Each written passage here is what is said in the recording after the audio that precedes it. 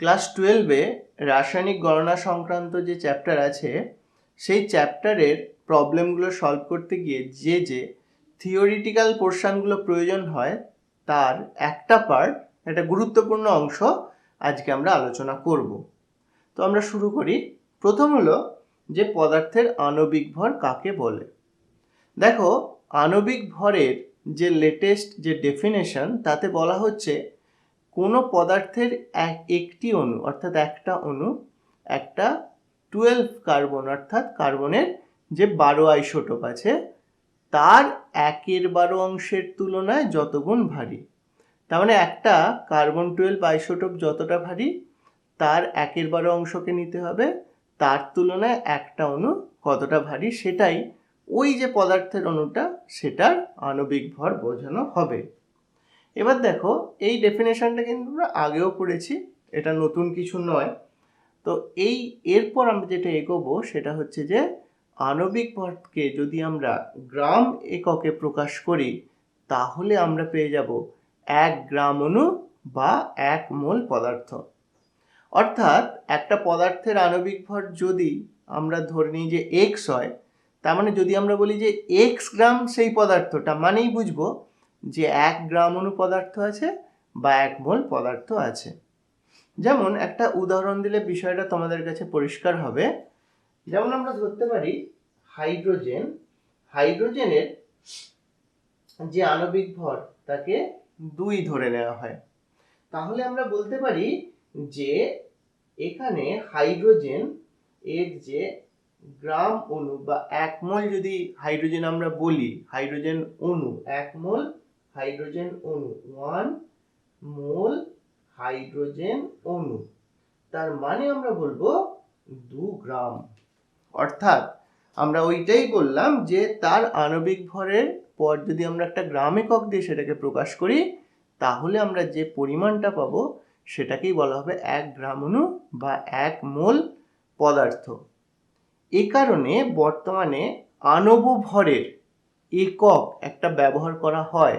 সেই আণব ভরের একক হলো, যেমন হাইড্রোজেনের জন্য এটা আমরা লিখলাম সোডিয়ামের জন্য, তার সোডিয়াম হচ্ছে পরমাণু হিসাবেই উপস্থিত থাকে এদের কেলাসের মধ্যে। তো সেক্ষেত্রে সোডিয়ামের পারমাণবিক ভর হচ্ছে 23। সেই কারণে এর ক্ষেত্রে অ্যাকচুয়ালি যে ইউনিটটা ইউজ করা হয় সেটা হচ্ছে 23 গ্রাম পার মোল। অর্থাৎ 1 মোল যদি সোডিয়াম আমরা বলি তার মধ্যে সোডিয়াম তার মানে সেখানে উপস্থিত আছে 23 গ্রাম। এই 23টা কোথা থেকে এলো না, সোডিয়ামের পারমাণবিক ভর 23 আর এর একটা পরমাণুকেই অণু ধরে নেওয়া হয়, তাই সেক্ষেত্রে 23 লেখা হলো। এইবারে দেখো, মোলের সঙ্গে যে বিষয়গুলো রিলেটেড বিষয় সেই বিষয়গুলো আমরা দেখে নেব কি কি রয়েছে। গুরুত্বপূর্ণ বিষয়গুলোর মধ্যে 1 মোল পদার্থ যদি গ্যাসীয় অবস্থায় থাকে, গ্যাস অবস্থায় থাকে, তাহলে এসটিপিতে তার আয়তন হবে 22.4 লিটার। বোঝা গেল? তাহলে যে কোনো গ্যাসীয় পদার্থের এসটিপিতে আয়তন 1 মোলের ভিত্তিতে ধরে নেওয়া হয় 22.4 লিটার।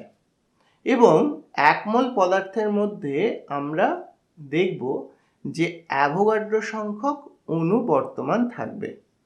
এবার যেহেতু সোডিয়ামের ক্ষেত্রে আমরা বলেছি সোডিয়ামের ক্ষেত্রে পরমাণুটাই তার অণু হিসেবে ধরে নেওয়া হয়, অর্থাৎ 1 পরমাণু বিশিষ্ট অণু এটা আমরা বলতে পারি। তো তার ক্ষেত্রে অ্যাকচুয়ালি 6.022 × 10⁻23 সংখ্যক পরমাণু বর্তমান 1 মোল সোডিয়ামের মধ্যে। এবারে দেখো যে আমরা এখানে তাহলে কি করলাম, আণবিক ভর সেটাকে গ্রাম লিখলেই তাহলে আমরা পেয়ে যাচ্ছি গ্রাম অণু বা মোল, 1 মোল পরিমাণ পদার্থ, তার এসটিপিতে আয়তনও পেয়েছি এবং তার সংখ্যা কতগুলো অণুর সংখ্যা সেটা আমরা এখান থেকে বলতে পারছি। একটা কথা কিন্তু খেয়াল রাখবে, এসটিপিতে আয়তন যেটা 22.4 লিটার এখানে বলা হয়েছে এটা কিন্তু গ্যাসের আদর্শ আচরণকে ধরে বলা হচ্ছে।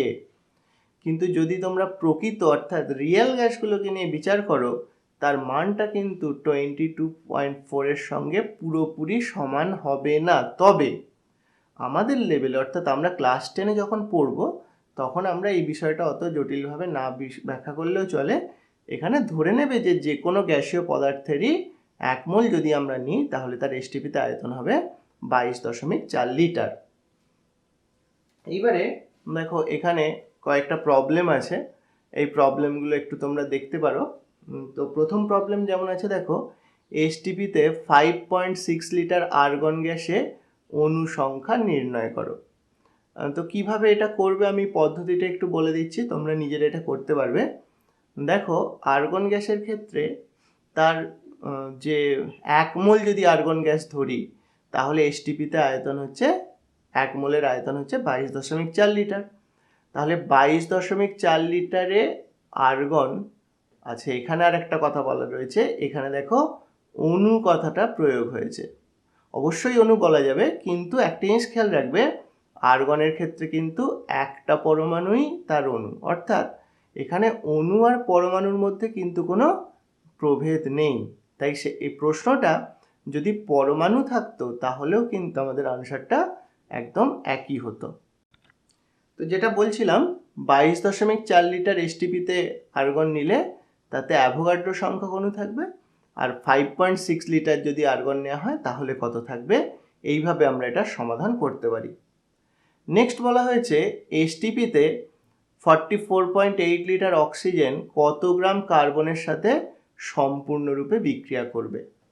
তো এক্ষেত্রে এই প্রবলেমটার ক্ষেত্রে তোমরা কি করতে পারো, আমরা জানি যে কার্বনের সঙ্গে অক্সিজেন সম্পূর্ণভাবে যদি বিক্রিয়া করে তাহলে কার্বন ডাই অক্সাইড উৎপন্ন করে এরকম একটা বিক্রিয়ার মাধ্যমে CO2। এবার এখানে খেয়াল করো, এখানে অক্সিজেনের আগে কিছু নেই মানে কিন্তু এটা 1 মোল। কার্বনের পরিমাণটা, কার্বনের ক্ষেত্রে এখানে কিছু নেই মানে 1 আছে, অর্থাৎ 1 মোল। কিন্তু 1 মোল কার্বন মানে আমরা জানি 12 গ্রাম কার্বন। এবার দেখো এখানে খেয়াল করে অক্সিজেনের পরিমাণটা লিটার ইউনিটে গিভেন। সো আমরা এটা লিখতে পারি যে এটা হচ্ছে 22.4 লিটার এসটিপিতে। তাহলে আমরা প্রবলেমটা এইভাবে লিখতে পারি যে 22.4 লিটার অক্সিজেন রিঅ্যাক্ট করছে 12 গ্রাম কার্বনের সঙ্গে, আর 44.8 লিটার অক্সিজেন কত গ্রামের সঙ্গে রিঅ্যাকশন করবে ইজিলি তোমরা বের করে নিতে পারবে। এবারে দেখো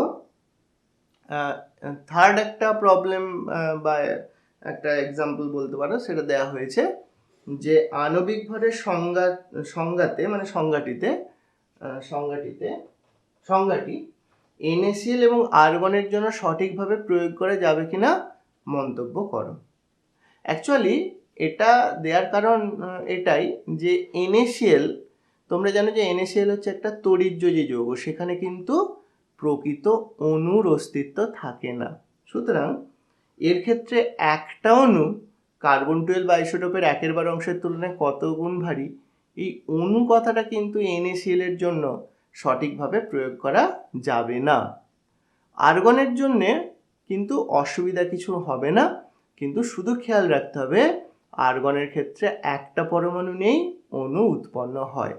সুতরাং প্রয়োগের ক্ষেত্রে আর্গনে কোনো অসুবিধা কিছু নেই, কিন্তু এক্ষেত্রে খেয়াল রাখতে হবে এক পরমাণু বিশিষ্ট অণু, আর এর ক্ষেত্রে কিন্তু আণবিক ভর কথাটাই প্রযোজ্য নয়। তাই এরকম কোনো আয়নীয় যৌগের জন্য যে টার্মটা এক্সপ্রেস করা হয় বা যে টার্মটা ইউজ করা হয় সেটাকে বলা হয় সংকেত ভর। অর্থাৎ একটা আয়নীয় যৌগকে যে সংকেত দ্বারা আমরা প্রকাশ করি তার ভিত্তিতে নির্ণীত ভর, কারণ এখানে প্রকৃত অণু হিসাবে কিছু উপস্থিত থাকে না। নেক্সট চলে আসি, যে টপিকটা সম্পর্কে আমরা আলোচনা করব সেটা হলো গ্যাসের প্রমাণ ঘনত্ব। প্রমাণ মানে অ্যাবসোলিউট ডেনসিটি, এই জন্য ডি কে ডেনসিটি অর্থাৎ ঘনত্ব, ABS ফর অ্যাবসোলিউট, DABS এইভাবে প্রকাশ করা হয়েছে। এবার খেয়াল করো, আমরা জানি যে ঘনত্ব মানে হচ্ছে ভর বাই আয়তন। তাহলে এখানে এই যে আমরা রিলেশনটা পেলাম, এখানে যদি আয়তনটাকে ধরে নেওয়া হয় এসটিপিতে 1 লিটার, একটা গ্যাসের আয়তন যেটা আমরা এখানে এই সম্পর্কে বিচার করছি সেটা হলো 1 লিটার এবং কন্ডিশনটা হচ্ছে এসটিপি। এইবার খেয়াল করে দেখো যে যদি আয়তনের জায়গায় 1 পুট করা হয়, 1 লিটার 1, তাহলে দেখো ঘনত্ব ইকুয়ালস টু ভর হয়ে যাচ্ছে। তাহলে এসটিপিতে 1 লিটার কোনো গ্যাসের যে ভর সেটাই তার যে প্রমাণ ঘনত্ব তার সাংখ্যমানের সঙ্গে সমান, মানের সঙ্গে সমান, কিন্তু তাদের ইউনিটে কিন্তু পার্থক্য থাকবে। এবার লক্ষ্য করো এখানে যেমন লেখা হয়েছে হাইড্রোজেন গ্যাসের যে প্রমাণ ঘনত্ব সেটা হলো 0.089 গ্রাম পার লিটার। তার মানে এটা কি বুঝতে হবে, এসটিপিতে 1 লিটার হাইড্রোজেন গ্যাসের যে ভর সেটা হচ্ছে 0.089 গ্রাম, এইটুকুই। তাহলে আমরা এরকমভাবে হাইড্রোজেন অন্যান্য গ্যাসের ক্ষেত্রেও তার প্রমাণ ঘনত্বের মান কিন্তু আমরা এরকম কোনো টেবিলে বা কোনো তথ্যের মধ্যে পেতে পারি। প্রমাণ ঘনত্ব আলোচনার পর আমরা যে বিষয়টা নিয়ে এবার আলোচনা করব সেটা হলো বাষ্প ঘনত্ব এবং আণবিক ভরের মধ্যে সম্পর্ক। তবে এই সম্পর্কটা করতে হলে বা বুঝতে হলে আমাদের কিন্তু তার সঙ্গে যে বিষয়টা ধারণা রাখতে হবে সেটা হচ্ছে আণবিক ভরের হাইড্রোজেন ভিত্তিক যে সংজ্ঞা সেটা একটু আমাদের খেয়াল রাখতে হবে। দেখো এখানে বলা হচ্ছে যে কোনো পদার্থের একটি অণু একটি হাইড্রোজেন পরমাণুর তুলনায় যতগুণ ভারী সেই সংখ্যাটাই হচ্ছে ওই পদার্থটার আণবিক ভর। তাহলে আমরা যেমন কার্বন 12 আইসোটোপের ক্ষেত্রে দেখেছি যে তার 1/12 অংশের তুলনায় যতগুণ ভারী, সেটা কার্বন 12 আইসোটোপের সাপেক্ষে একটা পদার্থের আণবিক ভরের সংজ্ঞা। আর হাইড্রোজেন পরমাণুর একটা হাইড্রোজেন পরমাণুর তুলনায় একটা অণু যতগুণ ভারী সেটা হচ্ছে হাইড্রোজেন ভিত্তিক আণবিক ভরের সংজ্ঞা। এবারে চলে আসি বাষ্প ঘনত্বের সঙ্গে আণবিক ভরের কি সম্পর্ক আছে সেটা আমরা পাবোই বা কিভাবে সেটা দেখো। আমরা বাষ্প ঘনত্বের যে সংজ্ঞা আমরা পাবো সেটা হলো গ্যাসের বাষ্প ঘনত্ব, যেটা ক্যাপিটাল ডি দিয়ে প্রকাশ করা হচ্ছে, সেটা এখানে লেখা হয়েছে দেখো ভি লিটার গ্যাসের ভর বাই ভি লিটার হাইড্রোজেন গ্যাসের ভর। অর্থাৎ সংজ্ঞাটা এবং সম চাপ উষ্ণতা, সেম টেম্পারেচার অ্যান্ড প্রেশার।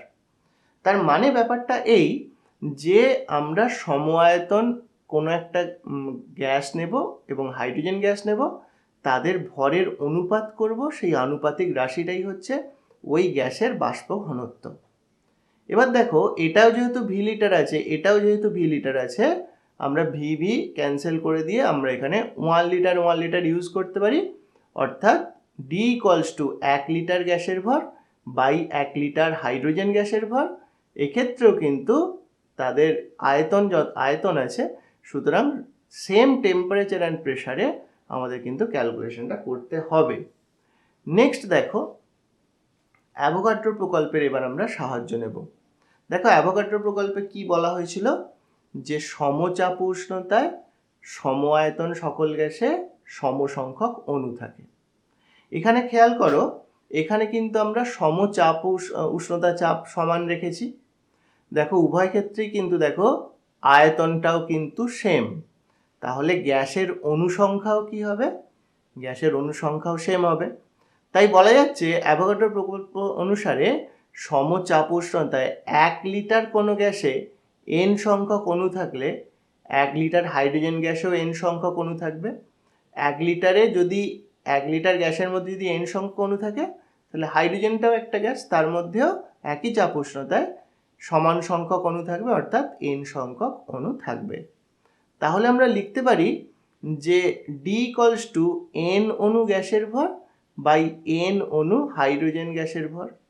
আবার দেখো nn যদি আমরা ক্যান্সেল আউট করি তাহলে পেয়ে যাচ্ছি 1 অণু গ্যাসের ভর ডিভাইডেড বাই 1 অণু হাইড্রোজেন গ্যাসের ভর। এবারে দেখো আমরা এখানে একটু রিঅ্যারেঞ্জ করেছি রিলেশনটাকে। দেখো আমরা জানি যে একটা এই যে হাইড্রোজেনটাকে আমরা যে H2 লিখছি, তার মানে একটা হাইড্রোজেন অণুতে 2টো পরমাণু উপস্থিত। তাহলে আমরা লিখতে পারি 1 অণু গ্যাসের ভর ডিভাইডেড বাই 2টি হাইড্রোজেন পরমাণুর ভর। এই যে হাইড্রোজেন লেখা হয়েছে মানে এটাকে অ্যাকচুয়ালি পরমাণুক, অর্থাৎ 2টো পরমাণু নিয়ে একটা অণু গঠিত হয়েছে। সো এখানে যেটা লিখছিলাম যে 1 অণু গ্যাসের ভর ডিভাইডেড বাই 1 অণু হাইড্রোজেন গ্যাসের ভর, তাহলে 1 অণুর জায়গায় আমরা কি লিখতে পারি, 2 হাইড্রোজেন পরমাণুর ভর। এবার এখানে দেখো ওই 2টাকে যদি হাফ করে, নিচে দেখো একটা 2 আসার কথা, সেই 2টাকে হাফ করে সরিয়ে নেওয়া হয়েছে, তাহলে আসছে দেখো একটি গ্যাসের অণুর ভর বাই একটি হাইড্রোজেন পরমাণুর ভর। খেয়াল করো একটু আগে সংজ্ঞায় কি বলা হয়েছে, সংজ্ঞায় বলা হয়েছে একটা অণু একটা হাইড্রোজেন পরমাণুর তুলনায় যত গুণ ভারী।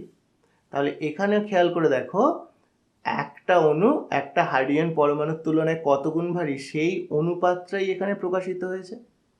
তাহলে আমরা বলতে পারি হাইড্রোজেন ভিত্তিক সংজ্ঞার ভিত্তিতে এটাই হচ্ছে ওই যে গ্যাসীয় পদার্থটা নেওয়া হয়েছে তার আণবিক ভর, যেটাকে m দিয়ে প্রকাশ করা হয়েছে। So d equals to half m, তাহলে m ইকুয়ালস টু আমরা পেয়ে যাচ্ছি 2d, অর্থাৎ আণবিক ভর সমান 2 ইন্টু বাষ্প ঘনত্ব বা তার ইংরেজি হচ্ছে ভেপার ডেন্সিটি। নেক্সট আর একটা পার্ট আমরা আলোচনা করে নেব, সেটা হচ্ছে ডি অ্যাবসোলিউট অর্থাৎ প্রমাণ ঘনত্ব এবং ক্যাপিটাল ডি অর্থাৎ বাষ্প ঘনত্ব। একটা গ্যাসীয় পদার্থের প্রমাণ ঘনত্ব এবং বাষ্প ঘনত্বের মধ্যে সম্পর্ক। দেখো একটু আগেই আমরা দেখেছি যে সংজ্ঞা অনুযায়ী বাষ্প ঘনত্ব D equals to V litre গ্যাসের ভর বাই ভি লিটার হাইড্রোজেন গ্যাসের ভর, সেম টেম্পারেচার অ্যান্ড প্রেশারে, এবং সেই সেম টেম্পারেচার প্রেশারটাকে আমরা এসটিপি ধরে নিচ্ছি। অন্য কিছুতেও এটা প্রযোজ্য, অন্য টেম্পারেচার প্রেশার আমরা জানি যে এসটিপি মানে টেম্পারেচার হচ্ছে 0 ডিগ্রি সেন্টিগ্রেড বা 273 কেলভিন এবং প্রেশারটা হচ্ছে 1 atm। তাহলে এই দুটো বাদ দিয়ে অন্য টেম্পারেচার প্রেশারটাকেও যদি আমরা সেম রাখি, ডিটা কিন্তু নির্ণয়ের কোনো সমস্যা নেই, ডিটা কিন্তু একই সংজ্ঞা অনুযায়ী একই হবে, কিন্তু আমরা এটাকে এসটিপি ধরে নিচ্ছি কারণ প্রমাণ ঘনত্বের সংজ্ঞায় আমরা দেখেছি এসটিপিটা মাস্ট, এসটিপি লাগবে। তাহলে এখান থেকে আমরা লিখেছিলাম যে 1 লিটার গ্যাসের ভর বাই 1 লিটার হাইড্রোজেন গ্যাসের ভর। তাহলে এখানে কন্ডিশনটা কিন্তু খেয়াল করবে, কন্ডিশন হচ্ছে এসটিপি। সো লক্ষ্য করে দেখো যে এখানে আমরা কিন্তু এই ভগ্নাংশের হরের আমরা কিন্তু লিখেছি 1 লিটার হাইড্রোজেন গ্যাসের ভর, যেটা এসটিপিতে। আমরা একটু আগে দেখেছি যে এসটিপিতে 1 লিটার হাইড্রোজেন গ্যাসের ভর অর্থাৎ হাইড্রোজেনের যে প্রমাণ ঘনত্ব তার মানটা দেখো ছিল 0.089। আর একবার একটু দেখিয়ে দিচ্ছি এটা, এই দেখো এইখানে এটা আমরা দেখে এসেছি হাইড্রোজেন গ্যাসের যে প্রমাণ ঘনত্ব সেটা হচ্ছে 0.089 গ্রাম per litre.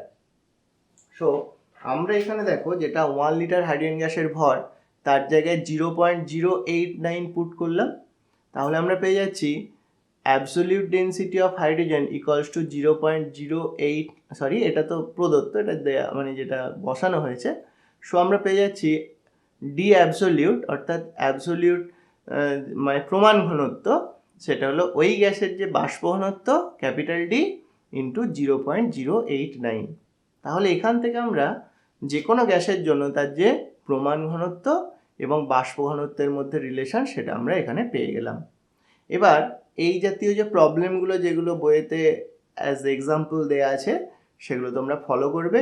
m equals to 2d, এই রিলেশনটা কিন্তু খুব গুরুত্বপূর্ণ আমাদের, সেটা কিন্তু ভালো করে তৈরি করবে।